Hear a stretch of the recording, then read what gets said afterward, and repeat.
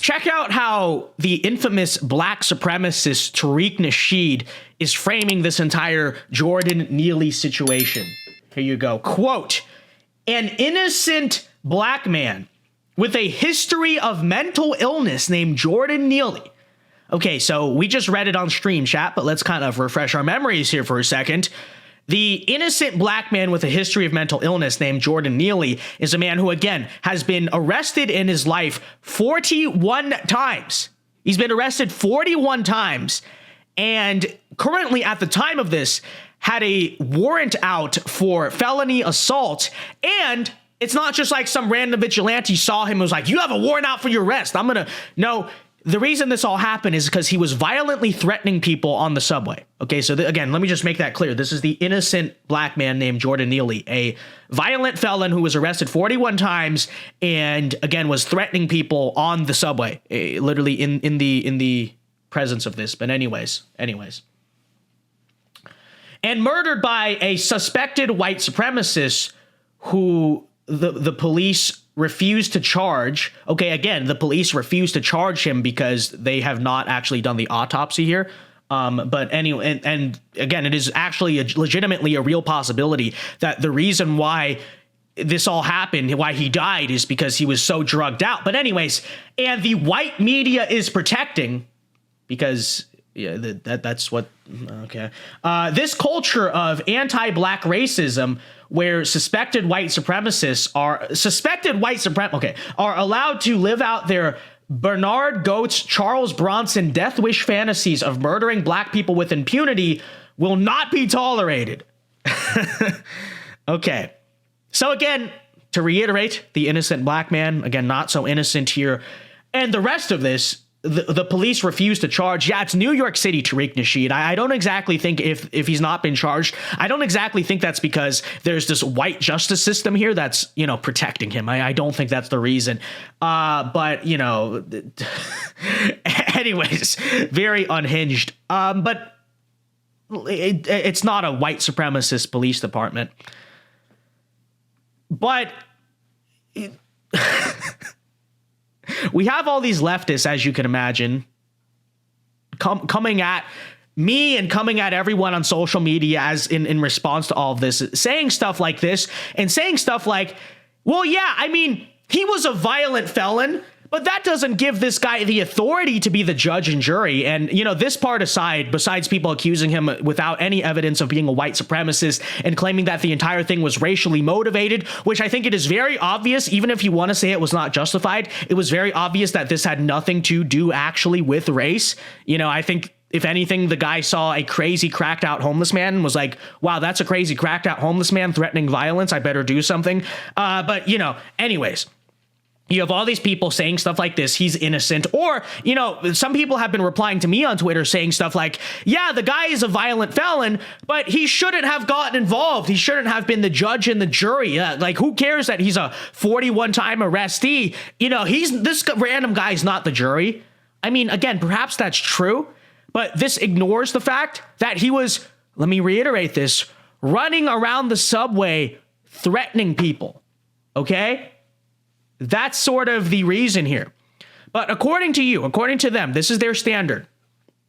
If a violent, drugged up felon is threatening you in public, apparently, like I said, you should not view that threat as imminent and dangerous. Apparently, you should just basically assume that, yes, this violent, cracked out homeless guy who's been arrested 41 times and is actively wanted for assault, is threatening me on the subway. But yeah, nothing's going to happen. Bro, this happens in New York all the time.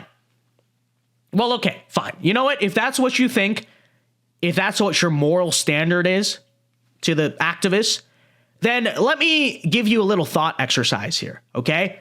I'm not even going to look at this and say, imagine if the roles were reversed. Let's remove that entirely. Let's remove the violent threat aspect of this entirely. Let's instead say, here's my little thought exercise.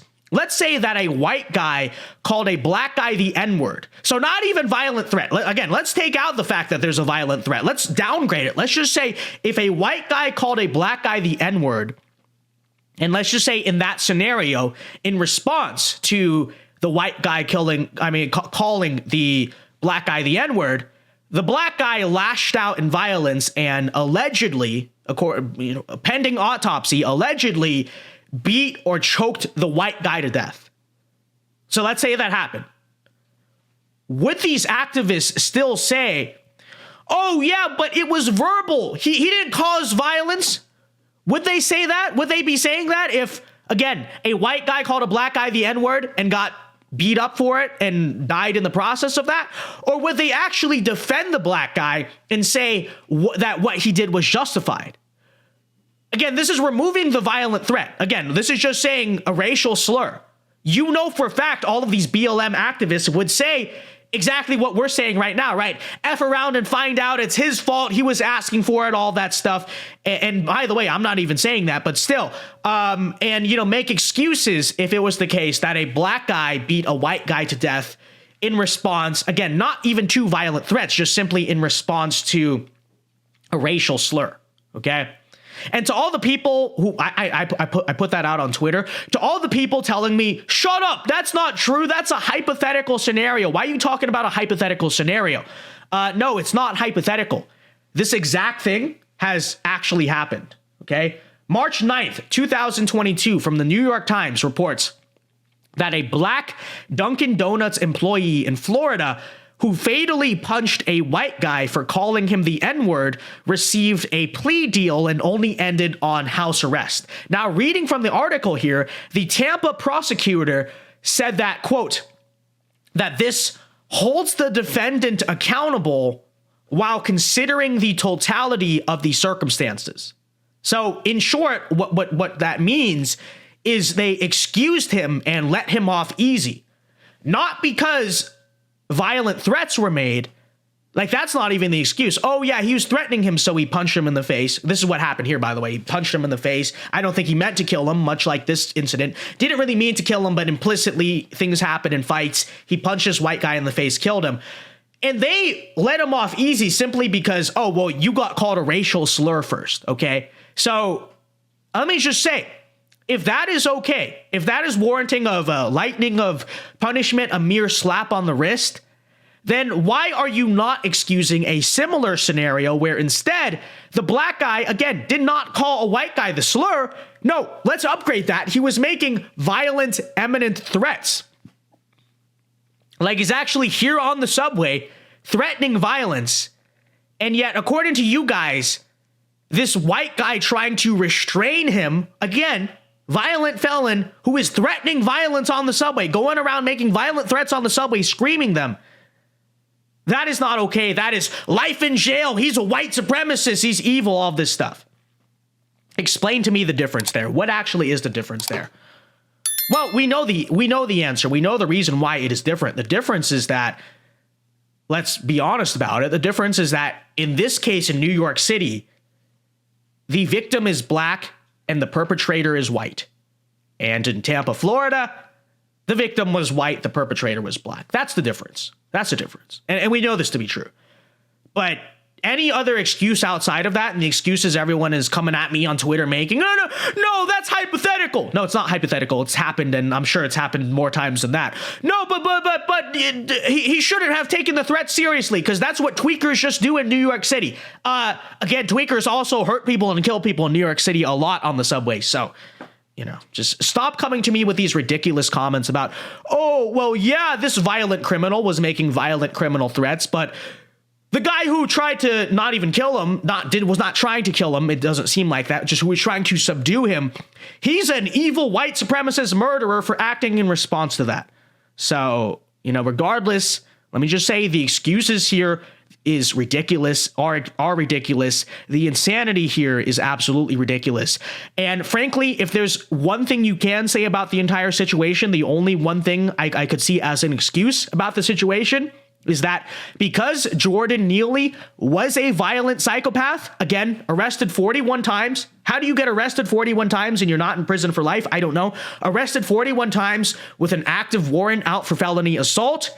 Yes, you could make the case that he should have never been in the streets. 100% agree.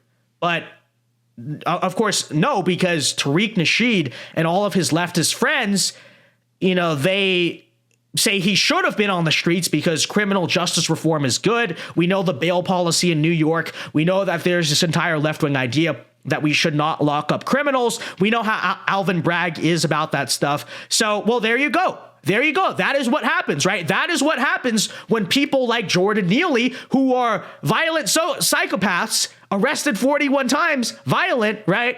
When they are not institutionalized, that is what happens. Someone ends up getting hurt. And I don't mean that as a threat. I just mean that as a kind of a statement of fact. When you have people like that out on the street, inevitably, someone is going to get hurt, whether that's the victims of their violence or kind of in this case where they sort of, mess with the wrong person and he himself ends up getting hurt in this case. So just saying.